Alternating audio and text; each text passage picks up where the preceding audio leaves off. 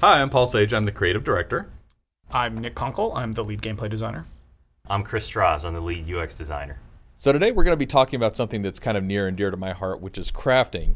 Having a failed attempt at shop class in high school, this is one of the areas where I feel like, hey, this is my fantasy. It's something where I can really stand out and make things for other players and for myself. All right, so here we are looking in the world, and I think it's pretty necessary to upgrade my armor at this point in a little bit.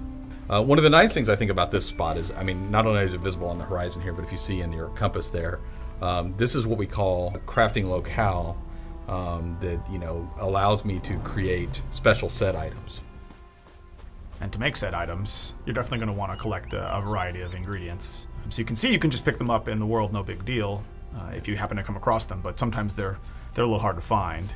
And that's where, if you've leveled up enough in crafting, these skill points in Keen Eye are really valuable. And there's a Keen Eye for every type of material you might find in the world. And you can see in the background there. From a certain distance, those special crafting materials will light up such that they're easier to find and harvest. Again, it doesn't matter if you are a particular type of profession. Anybody can gather any kind of resource node in the world, which I think just makes it more fun. Yeah, I really like that we try to make it so that as you're exploring, it's just kind of around every nook and cranny. Anybody can go out and they can collect wood or they can collect these ingredients, right. But only the crafters who actually spend points on these things can see them highlighted in the world like that. You think you've seen them all, but then you look at an area with Keen Eye and you're like, oh man, there are a lot of flowers here to pick up.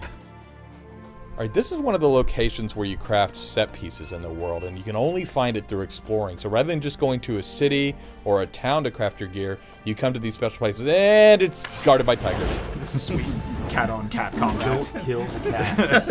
Oh wow, I didn't even think about it that way. Why would you hurt your brother?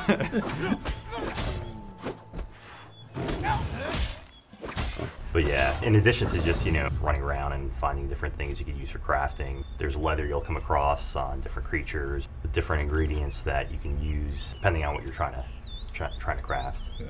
And now that we've dispatched our kind of distant relatives, it looks like we are going to go into an alien ruin here to craft these special set pieces.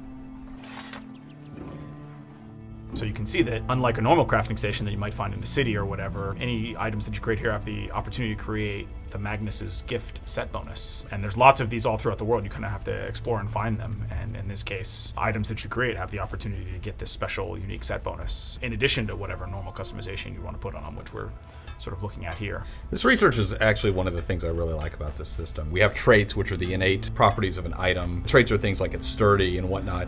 And here, to actually learn to put a trait on an item, you have to destroy that item that already has that trait, and then over time you learn how to do that. So you become one of the crafters who can really start to specialize. Say all the traits on a sword, well then people are going to naturally try to seek you out and buy swords from you. In this case right here, there's lots of opportunities in crafting to deconstruct or extract the valuable materials from anything you come across in the world, whether it be something that another player traded to you or that you found via loot or in a treasure chest or something along those lines. Everything you find is going to be useful to you in some way in crafting, if only to just advance your skill more. So the entire world is really integrated into that system. The idea is really to give you a high level of control. So you're controlling not only the material it's made out of, the level it's made out of, but the look of it, and then of course the innate properties of all the items here. You can really kind of create some cool stuff here. In this case, you can choose to make a Khajiit armor that looks like the Khajiit style versus whichever else you might want. In this case, you can make Khajiit because you are a cat, and I think, again, just the thing to emphasize here is you're creating this very custom piece of gear, and in this case, maybe it's a simple one that's just a chest piece. Oh, nice switch there. Yeah, that was Nice. good. But as you play the game longer and longer, you might find the opportunity to use different styles. And the mechanisms that's accomplished through is via these racial motifs that you find all throughout the world that will teach you a different style of gear that you can make. So really, it's just like school, where they told you that everything you actually need to learn, you can learn in a book. Exactly. Yeah. But here you'll actually use what you've learned. Oh, come on now. Nose. I think it's worth mentioning that you don't find this set in the world. It doesn't drop. only crafters can craft this particular set piece in this particular location in the world. It really ties the crafting system in with exploration in the world. And there's social elements there too, like, oh man, I found this one ruin you can go to, and there's kind of a legendary station there that lets you make the Magnus's gift set bonus, which is pretty good, and it's a set bonus that was completely unique to crafting. So if you really want a 5% chance to negate the cost of spell, you gotta find a crafter who's willing to go there and make it for you. Yeah.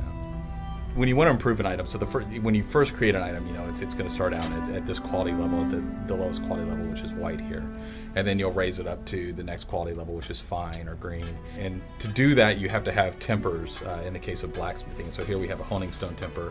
There's a little bit of a gambling game here. The more tempers you add, the better chance you have to get to the next quality level. But if you don't have those 100%. tempers, yeah, That's not much of a gamble, It's though. not a big risk there. Yeah, that's Look. not much of a gamble at 100%. yeah, I invested heavily in Magnus is Curious here. I don't think it's curious. I think it's Curious, I whatever. think it's Okay, much more come on. fun when you take a little bit of a risk. And this is really the gambling portion part of the game. This is where you're deciding if you want to try to improve the quality of that item.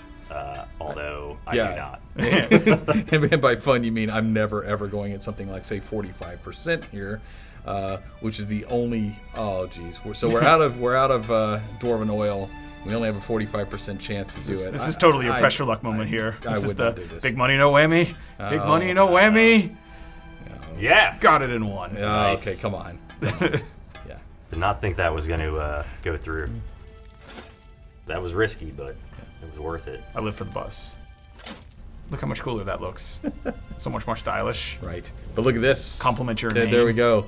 And then when you Now start it's all to fully matching? upgrade, yeah. So I mean, you know, I think the thing to end with is that, you know, crafters are super valuable. They can take the best items in the world and make them better, and they can also make the best gear. Plus that armor just really makes your eyes pop. And cats.